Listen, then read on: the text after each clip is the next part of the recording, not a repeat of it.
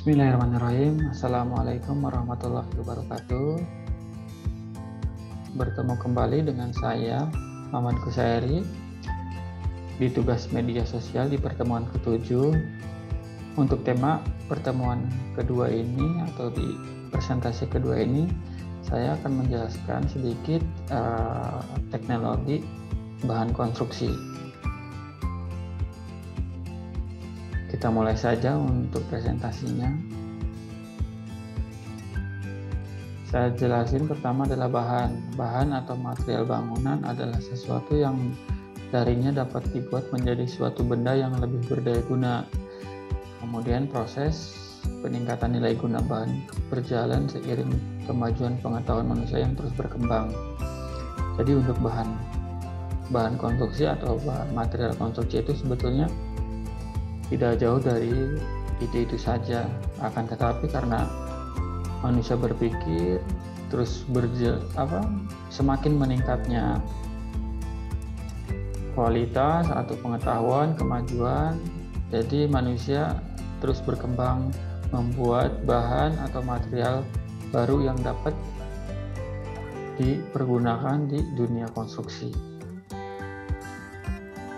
Kemudian selanjutnya ini saya akan beri contoh untuk beberapa bahan alami seperti kayu, kemudian tanah.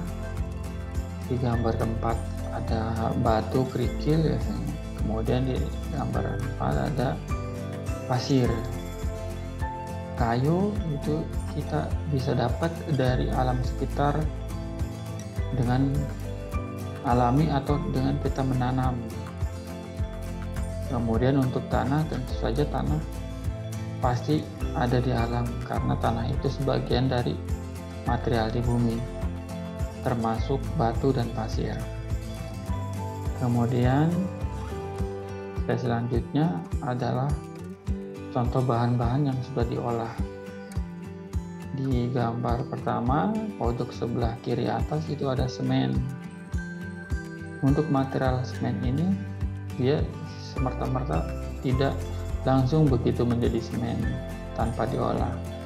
Semen ini awalnya itu dia dari material tanah, berupa tanah dari gunung diolah dan menghasilkan semen, termasuk seperti keramik, ada kaca, genteng, batu bata. Ini salah satu bahan konstruksi yang dari tanah dia dibuat material dan jadilah batu bata merah ini.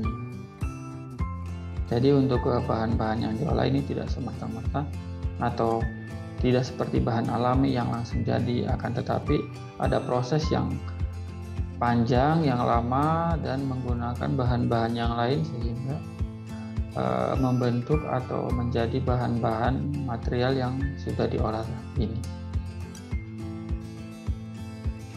Nah, untuk bahan bangunan itu saya klasifikasikan menjadi 2.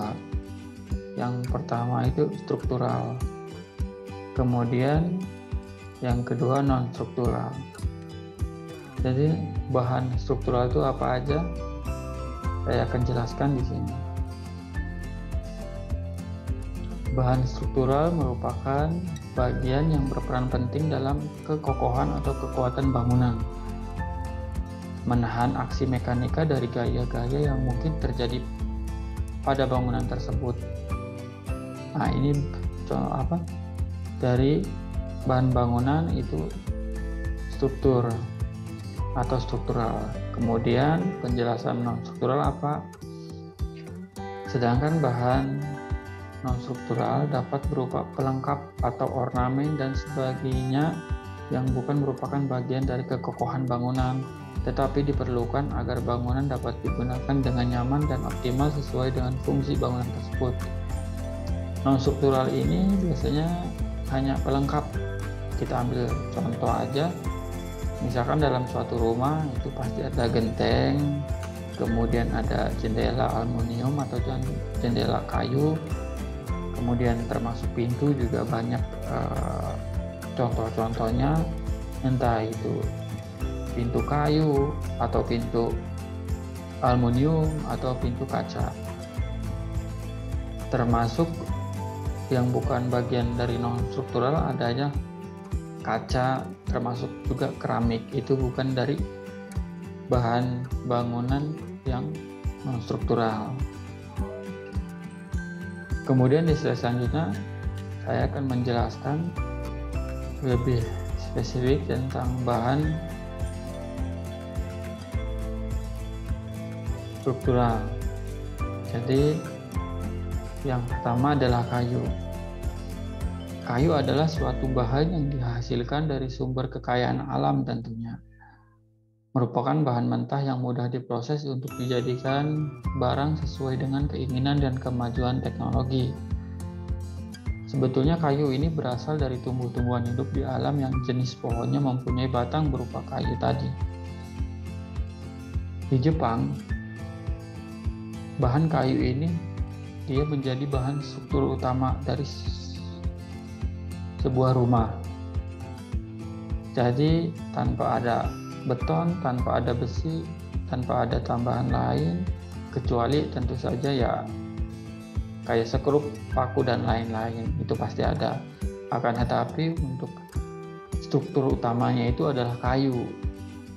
Karena memang di Jepang itu mungkin teman-teman udah tahu, di Jepang itu hampir setiap hari ada gempa. Bahkan sehari bisa sampai 5-10 kali itu terjadi gempa di Jepang. Jadi karena struktur kayu itu lentur, jadi orang Jepang lebih memilih untuk menggunakan struktur kayu untuk bahan utamanya. Kemudian ada bambu. Mungkin untuk bambu tidak terlalu sering dipakai, hanya di beberapa kayak seperti gazebo atau mungkin kayak restoran atau tempat-tempat rekreasi ini biasanya menggunakan bambu untuk tampak visual atau estetika kelihatannya. Kemudian yang ketiga ada baja. Nah, kalau baja mungkin teman-teman sudah sering lihat, kebanyakan untuk baja itu biasanya digunakan pada struktur pabrik. Kadang di gedung bertingkat pun ada yang menggunakan struktur baja ini. Jadi penjelasan baja adalah sebetulnya paduan logam yang tersusun dari besi sebagai unsur utamanya dan karbon sebagai unsur penguat. Nah, unsur karbon inilah yang banyak berperan dalam peningkatan performa baja ini. Jadi sebetulnya baja itu terbuat dari besi untuk bahan utamanya, kemudian dicampur dengan karbon untuk unsur penguatnya. Terus yang keempat, aluminium. Nah, aluminium adalah logam unsur kimia yang berlimpah secara luas digunakan di seluruh dunia atau bisa untuk berbagai produk. Banyak konsumen berkreasi dengan beberapa bentuk itu setiap hari, terutama jika mereka aktif di dalam unsur ini memiliki nomor atom 13 dan diidentifikasi dengan simbol Al pada tabel periodik unsur. Sebetulnya untuk struktural aluminium ini jarang digunakan, hanya di beberapa tempat yang khusus saja. Kemudian yang terakhir untuk bahan struktur alami adalah besi. Besi adalah unsur kimia dengan simbol Fe dari bahasa Latin ferrum dan nomor atomnya itu adalah 26. Merupakan logam dalam deret transisi pertama. Ini adalah unsur paling umum di bumi berdasarkan massa. Membentuk sebagian besar bagian inti luar dan dalam bumi. Besi adalah unsur keempat terbesar pada kerak bumi. Kelimpahannya dalam planet berbatu seperti bumi karena melimpahnya produksi akibat reaksi fusi dalam bintang bermassa besar. Ini besi mungkin teman-teman sudah tahu, sudah sering lihat ini sebagai bahan struktural alami. Karena memang besi ini sebagian besar untuk pelengkap dari struktur suatu bangunan.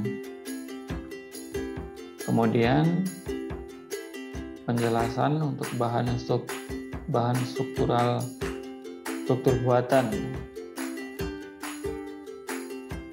Beton. Jadi beton merupakan suatu material yang terdiri dari campuran semen, air, agregat kasar, agregat halus, dengan atau tanpa bahan tambahan. Beton merupakan salah satu bahan konstruksi yang sering digunakan di bidang teknik sipil, seperti pada bangunan gedung, jembatan, jalan, dan lain-lain. Nah, sebetulnya beton ini ternyata adalah bahan struktur buatan.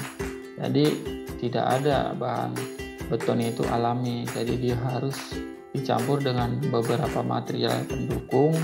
Salah satunya tadi adalah semen, air, kemudian agregat kasar. Agregat kasar itu bagi teman-teman yang tidak tahu, agregat kasar itu adalah split, biasanya kalau di dunia konstruksi bilangnya itu batu kerikil sebetulnya.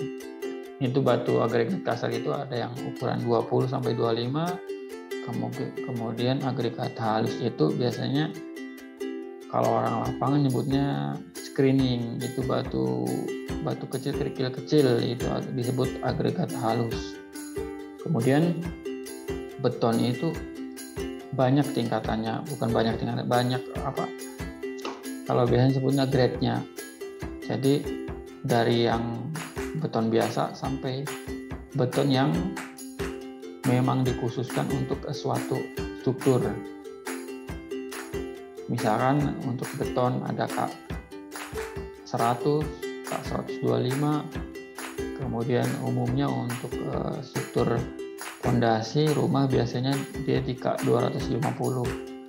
Bahkan bisa aja tergantung dari konsumen itu mau menggunakan grade K itu biasanya untuk kekuatan si beton. Jadi ada levelnya dari B0, biasanya B0 itu hanya semen sama pasir.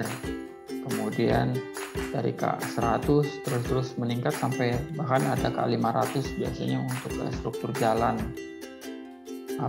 layang itu menggunakan lebih dari K500. Mungkin itu sedikit penjelasan dari saya tentang bahan konstruksi ya tadi. Jadi kurang lebihnya mohon maaf bila ada kekurangan atau ada sanggahan. Kemudian ada untuk konfirmasi bisa ditanyakan atau diketik di kolom komentar. Terima kasih, itu saja, kurang lebihnya mohon maaf. Saya tutup. Assalamualaikum warahmatullahi wabarakatuh.